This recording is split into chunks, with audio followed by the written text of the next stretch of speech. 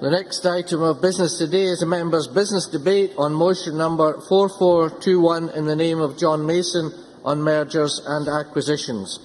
This debate will be concluded without any questions being put. And would those members who wish to speak in the debate please press the request to speak buttons as soon as possible. Mr Mason, if you're ready, 7 minutes please, if you'd like to open the debate. Thank you. Thank you very much, Presiding Officer.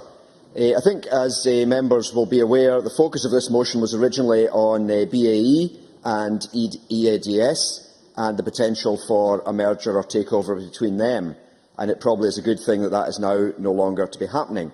It was an interesting case, with the UK Government having a veto and the German Government strongly opposed to the merger. However, as the motion states, there was a wider aim as well, and that was to look at mergers and acquisitions policy as a whole and consider whether we are best served by the present policy we have. Firstly, I would want to say that investment generally is, of course, a good thing. It creates jobs, helps grow the economy, whether we are investing in different parts of our own country or crossing borders into other countries. Whether Scotland is independent or not, we want to encourage foreign investment here and also Scottish investment overseas. What we would not want is to repeat some of the mistakes of the past, when large grants were given to foreign firms when the same assistance was not available to local companies, and in many cases these foreign firms did not stay very long and there was little benefit to the local economy. I think it was Napoleon who called England, or perhaps he was meaning Britain, a nation of shopkeepers. And of course there's nothing wrong with being a shopkeeper.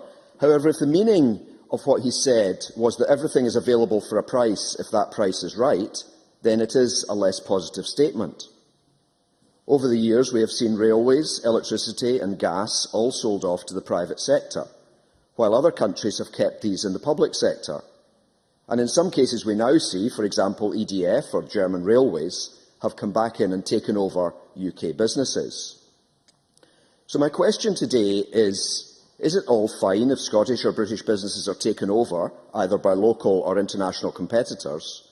Or is there something wrong and we need to improve the present system? I think we can all think of many Scottish companies which have been taken over during the years, and one or two examples would include Scottish Power. My father worked for them all of his life, and it seemed to be a very successful company, having moved from the public sector into the private sector. Yet it was sold off to Iberdrola of Spain. Now, of course, it was a quoted company and the shareholders agreed, so in one sense that was that. And I accept that Iberdrola has made considerable investments in Scotland and beyond since that time. So it does seem, on the surface, perhaps, to be a good thing. But was it really good for everybody? Was it good for Scottish consumers? Was it good for employees? Was it good for the related businesses which lost another Scottish HQ? The restaurants that lost business, the hotels that lost business, the airlines that lost business, the lawyers that lost business? Was it even good for the shareholders in the longer term? Another more recent example, Iron Brew, another very successful company, as far as most of us could see, was situated in my constituency, although they moved out to Cumbernauld. Apparently now their legal HQ is to remain in Scotland, but the operational HQ will be down south, and the combined merger with Britvic is apparently to lead to 500 job losses, with Britvic being the larger partner, having some 63% of the business. And despite the fact that Iron Brew may still be nominally a leader in that merger, the fear is that the larger partner will always tend to dominate in these things. I think it was Henry VIII who pointed out, when there was a marriage between England and Scotland's royal families and the potential for a joint monarch, that the larger would always dominate the smaller, and he, in a sense, foresaw James VI moving to London. And that were my two examples until I was watching TV last night and the report on the whisky industry and the fascinating story about that, and in particular the Guinness takeover of distillers, when the HQ of the combined company was promised to be in Scotland, and as we know, that in fact never happened. Now, of course, a lot of policy on mergers and acquisitions is now decided at an EU level, and so is not totally within the control of even the UK government. And yet my question would be, do France and Germany do better at keeping their own companies under local control than we do? Is there more loyalty by their shareholders? Do they take a longer-term view as against a shorter-term view in the UK? And are the German banks, for example, more involved in the long term for a company rather than just for the short term? But it does seem that both UK and EU policy seem to have the assumption that all mergers and acquisitions are good, except in a very, very few cases where a monopoly might be created or the whole European defence industry might be damaged. Royal Bank was the subject of a number of takeovers before eventually it grew as large as it did, and many of these were opposed in Scotland. And yet RBS takeovers were allowed eventually. Perhaps maybe they should not have been. And I think I would want to make the point at this stage that if a takeover is bad when the new company is based in London, it is probably equally bad if it's based in Edinburgh. And of course, I'm not also saying that all mergers or takeovers are bad. While I was not keen to see British Caledonian Airways taken over by British Airways in 1988, which once again killed off almost all the competition to BA in the UK, I do accept that air travel is largely an international marketplace, and primarily we should ensure there is healthy competition at that international level. I was interested in last Wednesday's Herald on the 2nd of January to see a forecast about mergers and acquisitions in 2013. And again, the assumption seemed to be that they are always a good thing, showing growth in the economy, business for certain lawyers and certain accountants. And yet the result of this free-for-all policy has been banks that are too big to fail, and now we're thinking of breaking them up. We have 4 large accountancy firms throughout the world, which means there is no real competition if audit goes out to tender, and very hard for medium-sized firms to break through. And we have international companies making profits which they move around the world, and we are very unclear where these profits were made. And just specifically, finally, to look at the banks, I was interested that the Institute for Public Policy Research has brought out a report complaining about lack of competition, leading to artificially high banking costs. And they say, quote, the best way to increase competition would be to break up the banks. And if they're too big now, presumably we should be trying to prevent them getting bigger in the future. So in conclusion, it seems to me that the present merger and acquisition policy, both in the UK and EU, have not been a great success. Whether we are independent or not, there needs to be improvement. But particularly in Scotland, we have to be able to start businesses, which we seem to be able to do. But once they grow, we need to keep them based here and keep headquarters here. Thank you. Thank you. I now call on Hanzala Malik to be followed by Richard Lyle. 4 minutes, please. Thank you, Presiding Officer. There is always a fear of job losses and an impact on indirect jobs within the supply chain where a large-scale merger is planned. However, the merger of BAE and EADS needs to be looked at in a different context. The fact that it's not going to be allowed means that there were shortcomings.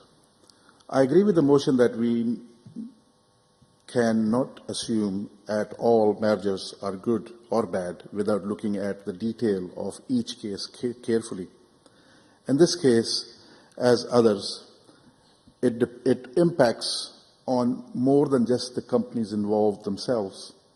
It involves suppliers, small companies who engage with them in terms of assisting in the process.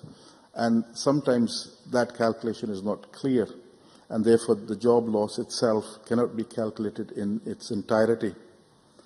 The example cited in the motion, such as the merger of the Royal Bank of Scotland and ABN AMRO, were cases where the devil was in the detail, and in times of unstable economy, weaknesses in the system of regulating mergers and acquisitions has to be learned, and we need to learn lessons from it.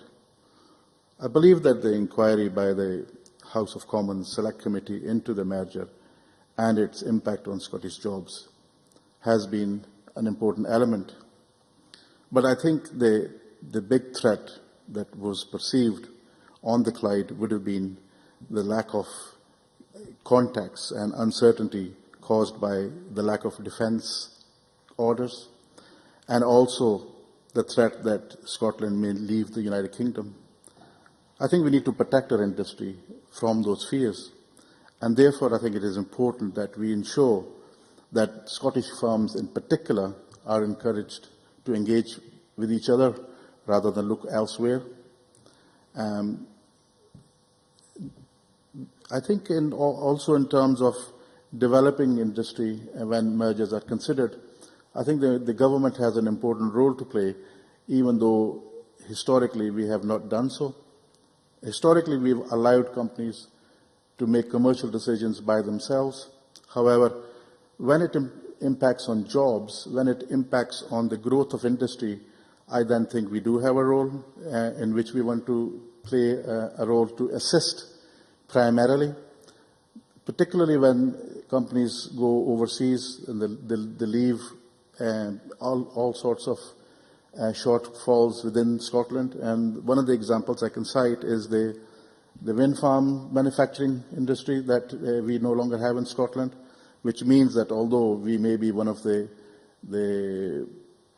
first countries in the world in terms of renewable energies, when it comes to actually the manufacturing industry, we are not up there with the manufacturing, and a lot of imports are being considered. I think we need to be in a position where we actually do exports. Without exports, we are not going to grow. Mergers, we need to have some sort of policy in Scotland in terms of what we as a Scottish government are willing to accept. And therefore, whilst I agree in principle with the motion, I do believe that we need to ensure that we support our industry more than we have done historically, and not simply rely on Scottish Enterprise and others, but we as a government actually play a bigger role. We must support our industry. Without supporting that industry, we are not going to be able to support jobs and maintain those jobs. And therefore, I would request that the government actually looks at ways in which they can make a positive contribution in that area. Thank you. Thank you very much. I now call on Richard Lyle to be followed by Gavin Brown. Thank you, Presiding Officer. Can I thank John Mason for bringing forward this motion for members' debate, and I welcome the comments made by John Mason and also by Hanzala Malik and their contributions. Firstly, I think it's important for this to be a positive debate, as it's often a case a merger or an acquisition is a positive for both companies and the national interest. It encourages growth in the economy and provides stability for companies involved. However, having said that, there also has been some recent high-profile cases which have brought to light some areas in the merger and the acquisition policies which may be of interest of the public to be looked at. RBS already has been mentioned, but I also like to quote the case of the merger between Lloyds TSB and the Bank of Scotland in 2008. I think that was of particular interest. Although this merger took place under exceptional circumstances at the height of the economic crisis, it was allowed to go ahead. Questions were raised as to the legality of the move, which under normal circumstances would most likely have been blocked by a competition watchdog, as the merger created a huge firm with 22 million customers. The deal was only pushed through using a national interest clause in competition law, which allowed the UK government to override any objections raised by the watchdogs. Although the deal was completed and allowed the newly merged companies to survive the worst of the economic downturn, there were serious concerns regarding if the deal delivers the best for the customers due to a lack of competition caused by the merger. And John Mason mentioned that in his contribution, the factor that banks have got bigger. More recently, the high-profile case of the proposed merger of BAE Systems and EADS has highlighted the possible need to re-examine merger and acquisition policies. In this case, David Cameron was put under pressure from a number of his own backbenchers who were concerned that the merger was not in the UK's national non-manufacturing interest. I am sure the Chamber is aware, as already has been said, that this deal fell through as the UK, French and German governments were unable to reach a compromise to suit all three nations. As I said earlier, not all mergers and acquisitions are detrimental, despite the uncertainty they bring to the workforce of the companies involved. The merger between Scottish Power and Spain's second largest electricity company, Liberola, has brought benefits to both companies and to the public they serve. The merger created the world's largest wind power developer. investing 25% of its business in renewables, which in turn has helped Scotland in its desire to lead the world in renewable energies. Scotland is also first in line for investment from the newly merged company, with 24% of total investment. This company will invest nearly £4 billion over the next 3 years. Despite this, I think it is important for a review of the policy in order to ensure that the best outcomes are achieved for the national and public interests, and I again thank John Mason for bringing this debate to Chamber today. Thank you very much. Now call on Gavin Brown, after which we'll move to Minister Cabinet Secretary for closing speech. A nice promotion there, Deputy Presiding Officer for the Cabinet Secretary. Fergus Ewing has a nice ring to it, I have to say. I had two initial observations, I have to say, when I first saw this motion. The first one was, is John Mason a man of extraordinary power and influence? Because on the 8th of October 2012, he lodged a motion casting doubt over the potential merger between BAE Systems and EADS. And days later, on the 10th of October 2012, the deal was aborted. Some say it was Angela Merkel who put the final piece into the coffin. Some say it was John Mason who had the larger influence over it. But I think, over and aside that remark, I'm slightly unsure, I have to say, as to what it is exactly Mr Mason wants to happen here. He gave us a list of a number of mergers or acquisitions that he was uncomfortable with and didn't think had been successful. I take a slightly different view from him in relation to Scottish Power and Iberdrola. I think that is a merger that has, on many levels, proven to be successful and enduring. He's absolutely right, of course, in relation to AOL and Time Warner, a complete corporate disaster, so bad that, of course, a demerger took place afterwards. There is now no AOL Time Warner, as there once was. But I think he comes from the starting point that mergers, or I got the impression anyway, he came from the starting point that mergers and acquisitions were potentially a negative thing in the main, and also that it was more likely that UK companies or Scottish companies would be taken over as opposed to the other way around. I did have a look at the Office for National Statistics on mergers and acquisitions, just to try and get a flavour of what actually does happen out there in the marketplace. So the most recent publication came out just at the start of December last year. In quarter 3, which is obviously the most recent quarter for which they have figures, outward acquisitions or mergers, so UK companies taking over overseas companies, amounted to £7.8 billion. Inward mergers or acquisitions, so UK companies being taken over, amounted to £8.6 billion. So it was slightly more being taken over than were taking over from the UK side. But the previous year, for quarter 3, it was £6.8 billion for UK companies taking over foreign companies, £5.1 billion for UK companies being taken over by foreign companies. So I'm not sure, I'm not convinced it's all in one direction. It does seem to ebb and flow year on year. Also, in terms of bald numbers, in 2010 there were 736 mergers or acquisitions over £1 million. In 2011, 896 mergers and acquisitions over £1 million. And most of those mergers and acquisitions happen without comment. There hasn't been a degree of fallout. There haven't been negative consequences. It is a normal part. M&A activity is a normal and, I have to say, a critical part of a successful economy. So he's right to point out that there are dangers and that not every merger or acquisition is going to result successfully. But I do think the system we have is fairly robust most of the time. We have the combination of the Office of Fair Trading and the Competition Commission. The Secretary of State, of course, has limited, I stress the word limited, powers to intervene.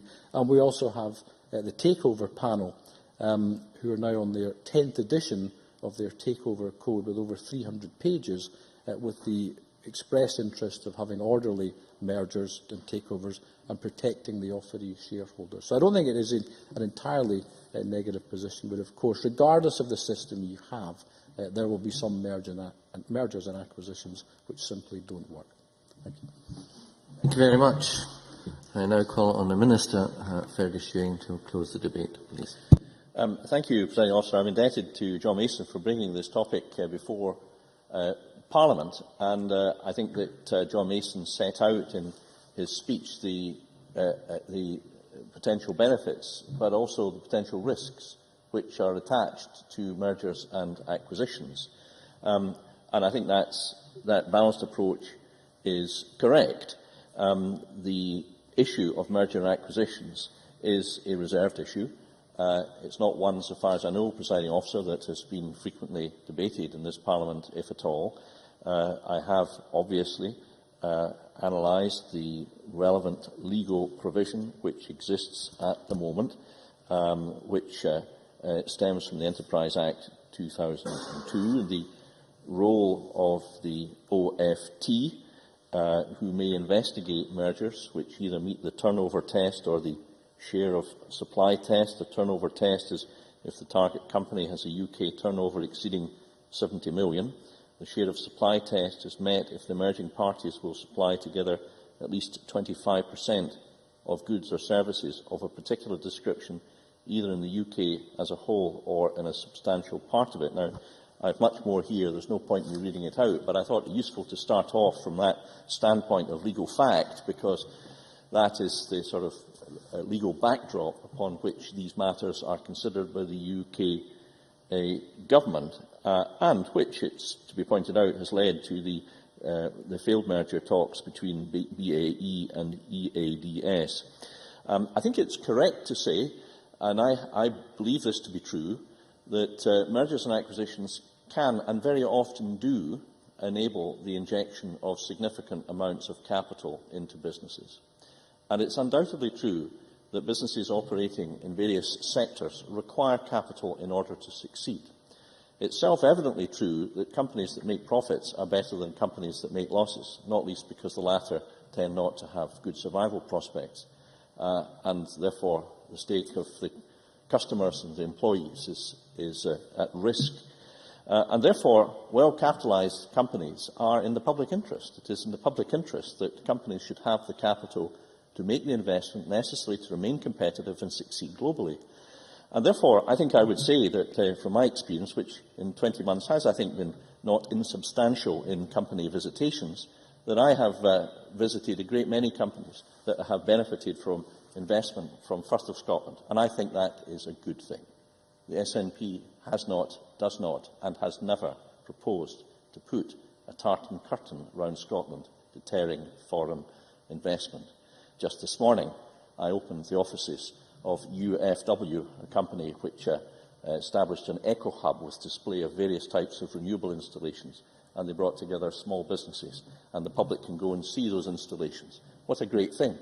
And that's a company that is not owned in Scotland. And I welcomed, on behalf of the Scottish Government, our friends from south of the border for the contribution that they are making. On a larger scale, of course, INEOS has received substantial investment from from China, and Dana Petroleum and Talisman have also received such investment. Now, my understanding of these things, and I cannot speak for these companies, is that very often such investment provides a long-term perspective, to take a longer-term view. And in sectors such as oil and gas, the scale of the investment is enormous. In refining business, the scale of the investment required is absolutely enormous as well. And I've also had the pleasure of visiting companies such as FMC Technologies and Oceaneering at their headquarters in the USA. And John Gremp, the chief executive of FMC Technology, told me that there are only 3 guys that ever come and see me: Singapore, the state of Louisiana, and Scotland. I like Scotland. He then went on to add that he wasn't a wild fan of the federal government, for reasons, Presiding Officer, which one may deduce. But nonetheless, I think there is confidence in Scotland in many sectors of the economy where we have great strengths. And that confidence comes from knowing that in this country we welcome investment. So I think it's difficult to generalise about whether mergers and acquisitions are in themselves a good thing. they are, after all, simply mechanisms and structures. What is more important is that Scotland is the best place in the world to do business, and that is what I want to be the case, and I believe that we are in many cases seen as preeminent in Scotland. Yesterday evening we had a reception for oil and gas sector which was extremely well attended, and I think the general mood was one of optimism and belief that Scotland is a good place to do business.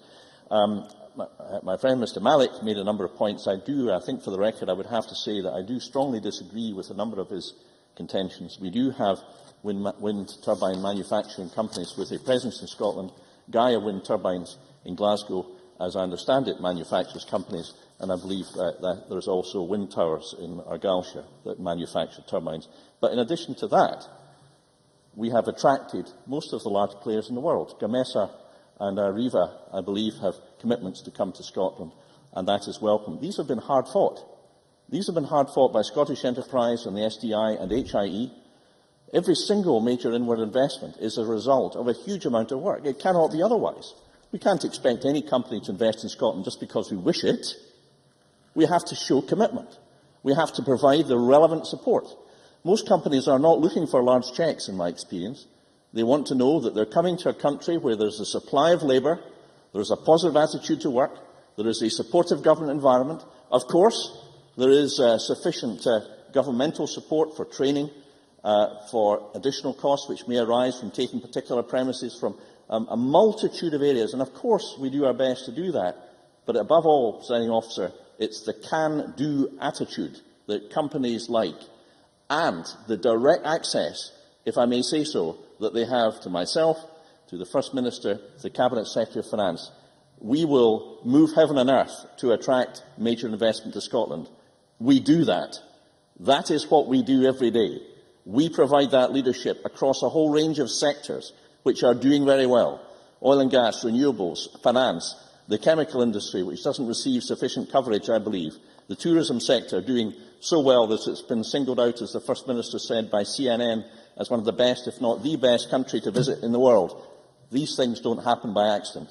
They happen because of the people involved in the business.